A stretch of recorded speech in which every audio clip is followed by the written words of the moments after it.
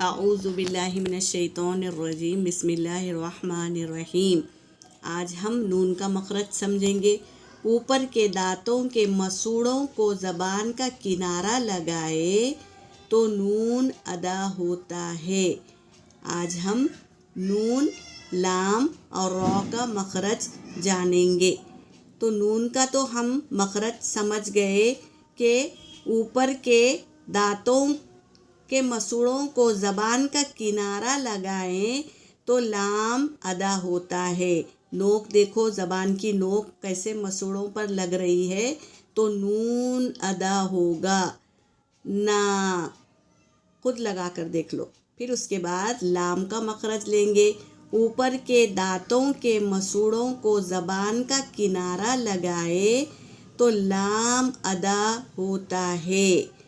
تو لام کا مخرج کہاں ہے؟ زبان کی نوک اوپر کے دانتوں کے مسوڑوں پر لگائے تو یہاں لام کا مخرج ہے۔ مخرج یعنی نکلنے کی جگہ، سمجھے؟ پھر اس کے بعد را لیں گے۔ اوپر کے دانتوں کے مسوڑوں کو زبان کا کنارہ لگائے تو را ادا ہوگا۔ یہ تینوں حروف کا مخرج ایک ہی جگہ سے نکلتا ہے اور را کو کبھی پر کبھی باریک پڑھا جاتا ہے۔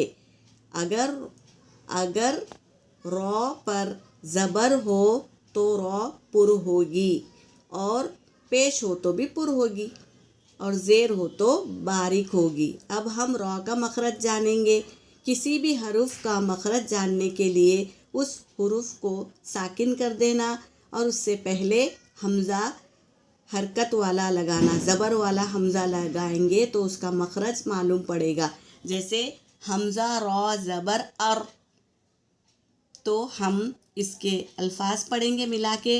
اکبر، را سے پہلے زبر ہے تو را پر ہوگا، اکبر۔ پھر را کے اوپر زبر ہے تو یہ بھی پر ہوگی، صراط، صاد بھی پر ہے، را بھی پر ہے، موٹا پڑھیں گے، تو بھی موٹا پڑھیں گے۔ اور را کے نیچے دیکھو زیر ہے تو اس کو باریک پڑھیں گے، رحلت۔ اور را کے اوپر پیش ہے تو پر پڑھیں گے، نصر اللہ۔ اس طرح زبر اور پیش کو پر پڑھیں گے اور زیر کو باریک پڑھیں گے۔ ماشاءاللہ سب